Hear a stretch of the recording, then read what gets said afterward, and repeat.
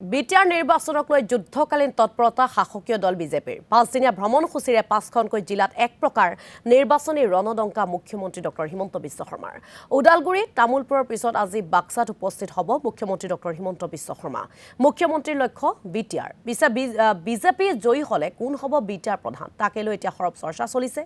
মুছাদ্দিক হুছেইনৰ সৈতে বিধানসভাৰ অধ্যক্ষ তথা বড়ো জনগোষ্ঠীয় নেতা বিশ্বজিৎ দৈমাৰীৰ এক্সক্লুচিভ প্ৰতিবেদন আপোনালোকলৈ আগবঢ়াইছো সন্মুখত বিটিআৰ নিৰ্বাচন আৰু এই বিটিআৰ নিৰ্বাচনৰ বাবে ইতিমধ্যে আচলতে মুখ্যমন্ত্ৰীয়ে পাঁচদিনীয়া যি পাঁচখন জিলাত ইতিমধ্যে তেখেতে আৰম্ভ কৰিছে কাৰ্যসূচী আৰু ইতিমধ্যে ওদালগুৰিত তেওঁ স্পষ্টভাৱে কৈছে যে বিটিআৰত এককভাৱে বিজেপিয়ে নিৰ্বাচন খেলিব আৰু বৃহৎ সাফল্য লাভ কৰিব আৰু এই মুহূৰ্তত আচলতে মোৰ লগত আছে বিধানসভাৰ অধ্যক্ষ তথা পানেৰী বিধানসভা সমষ্টিৰ বিধায়ক বিশ্বজিৎ দৈমাৰী ডাঙৰীয়া মই নিশ্চিতভাৱে এটা কথা আপোনাৰ কম কালি মুখ্যমন্ত্ৰীয়ে এই কথা উত্থাপন কৰিছে যে এল.কে. আদৱানী অৰ্থাৎ বাজপেয়ীৰ দিনৰ পৰা আচলতে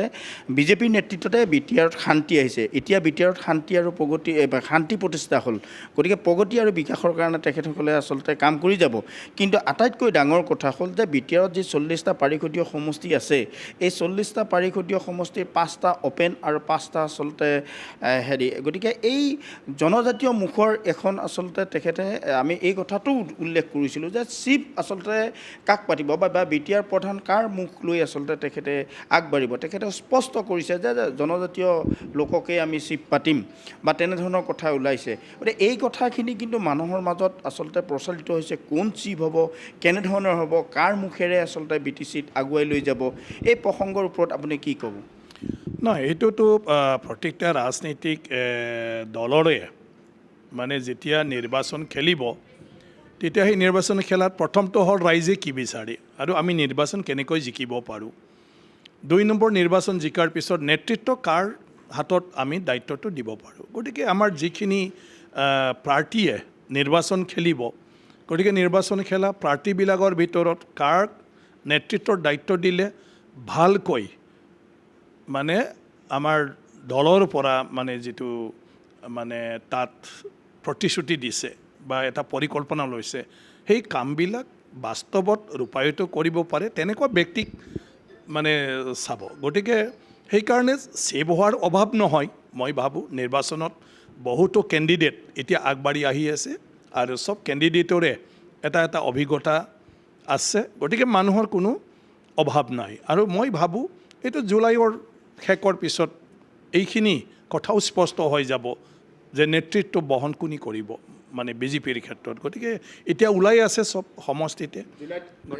স্পষ্ট হৈ পৰিব আচলতে কোন না জুলাইত চব স্পষ্ট এতিয়াতো আৰম্ভই হৈছে গতিকে জুলাইত যেতিয়া বিটিচিৰ নিৰ্বাচনত গোটেই কিবাটো ঠিক কৰিব এতিয়া চোৱা আমাৰ প্ৰাক্তন বিধায়কসকল আছে প্ৰাক্তন আমাৰ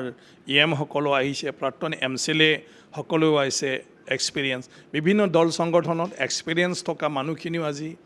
মানে আহি আছে গতিকে সেই হিচাপে মই ভাবোঁ এটা ৰাজনৈতিক দলৰ নেতৃত্ব দিয়াৰ ক্ষেত্ৰত আজিৰ দিনটোত ইমান মানে অভাৱ নঘটে গতিকে আনফালেদি মানে বিজেপি দলৰ ক্ষেত্ৰত য'ত নৰেন্দ্ৰ মোদী ডাঙৰীয়াৰ নিচিনা অমিত শ্বাহৰ নিচিনা আৰু আজি ডক্টৰ হিমন্ত বিশ্ব শৰ্মা ডাঙৰ নিচিনা অভিভাৱক আছে যিকোনো মানুহে দায়িত্ব ল'লে ভালদৰে চলাই যাব পাৰিব কাৰণ উপদেশ দিয়া মানুহ আৰু গাইড কৰা মানুহ অভাৱ নাই মানে সেইটো দলত কিন্তু এতিয়া মই অধ্যক্ষ হোৱা হেতুকে পাৰ্টীৰ বিভিন্ন সময়ত যিবোৰ পলিচি ডিচিশ্যন লৈ আছে সেইটো বিষয়ত মই ইমান অৱগত নহয় কিন্তু মোৰ এটা বিশ্বাস আছে যে সেই ক্ষেত্ৰত কোনো অভাৱ নহয় ভাল মানুহে মানে দায়িত্ব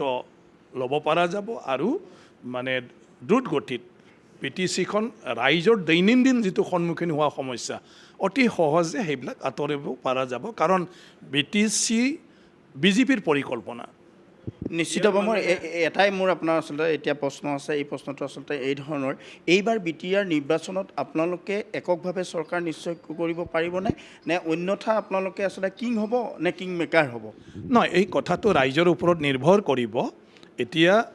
নিৰ্বাচন খেলিব নিৰ্বাচন খেলাৰ কাৰণে ৰাইজৰ মানে সমস্যাবিলাকো বুজ ল'ব এটাটো হ'ল ৰাইজে কিমান বিচাৰে ইয়াৰ ওপৰত নিৰ্ভৰ হ'ব এতিয়া মানে আপোনাৰ ভাৰতীয় জনতা পাৰ্টি দলে বিটিচিক লৈ এটা পৰিকল্পনা আছে কাৰণ জন্ম দিছে ভাৰতীয় জনতা পাৰ্টি আমাৰ বাজপেয়ী ডাঙৰীয়া আৰু এল কে আদৱানী ডাঙৰীয়া আৰু এতিয়া মাজতে দ্ৰুত গতিত যাবৰ কাৰণে কিছু আৰু সুযোগ সুবিধা দিছে 2020 চনৰ চুক্তিৰ জৰিয়তে এইটো কোনে কৰিলে যে আমাৰ নৰেন্দ্ৰ মোদী ডাঙৰীয়া অমিত শ্বাহ ডাঙৰীয়া আজি মানে মুখ্যমন্ত্ৰী ডক্টৰ হিমন্ত বিশ্ব শৰ্মা ডাঙৰীয়া আমাৰ আগৰ মুখ্যমন্ত্ৰী সৰ্বানন্দ সোণোৱাল ডাঙৰীয়া তেখেতসকলে BTR চুক্তিখন কৰিছে আৰু আগতে BTC চুক্তি কৰিছে গতিকে এই পৰিকল্পনাটো বিজেপিৰ গতিকে বিজেপিৰ লগত জড়িত আৰু গোটেই মানে কামবিলাক আজি BTC অঞ্চলৰ ৰাইজৰ কাৰণে যাতে উন্নতি হয় ভাৰতবৰ্ষৰ অন্য জাগাৰ নিচিনা হিটো যাতে সমানকৈ আগবাঢ়ি যাব পাৰে তাৰ কাৰণে ব্যৱস্থা লৈ আছে আৰু আমাৰ মুখ্যমন্ত্ৰী ডাঙৰীয়া ডক্টৰ হিমন্ত বিশ্ব শৰ্মা ডাঙৰীয়া আজি BTCৰ আৰম্ভণিৰ পৰা গতিটো তেওঁৰে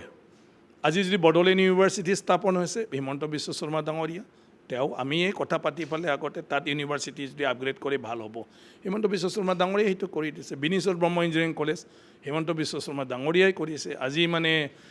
কোকৰাঝাৰ গভৰ্ণমেণ্ট কলেজটো ইউনিভাৰ্চিটিলৈ আপগ্ৰেড কৰিলে ডক্টৰ হিমন্ত বিশ্ব শৰ্মা ডাঙৰীয়া আজি তামোলপুৰ মানে যিটো মেডিকেল কলেজ কৰিছে যে চুক্তি কৰিছে চুক্তিত বিচাৰিছে গতিকে সেয়া নহ'লে মানে সেইটো এনে কিবা থাকি যাব গতিকে সেই অঞ্চলৰ মানে উন্নয়নৰ কাৰণেটো কৰিব লাগিব বুলি মেডিকেল কলেজ এতিয়া দ্ৰুত গতিত তামোলপুৰত হৈ আছে গতিকে সব আমি 4টা জিলা আগতে BTC হোৱাৰ কথা কোকৰাঝাৰ মাত্ৰ আছিলে 3টা জিলা হিমন্ত বিশ্ব শৰ্মা ডাঙৰীয়াক লৈ মই নিজেতো আছিলোঁ তেতিয়া BPFৰ সময়ত গতিটো বড়ো চুক্তিৰ পৰা আৰম্ভ কৰি বড়ো চুক্তি ৰূপায়ণৰ ক্ষেত্ৰত ডক্টৰ হিমন্ত বিশ্ব শৰ্মা ডাঙৰীয়াই গোটেই কামটো কৰি আহি আছে গতিকে আজি যদি মানে ডক্টৰ হিমন্ত বিশ্ব শৰ্মা ডাঙৰীয়াৰ নেতৃত্বত যদি 100% যদি মানে চলে তেতিয়া BTC বহুতখিনি আৰু ভাল হ'ব বুলি ভাবোঁ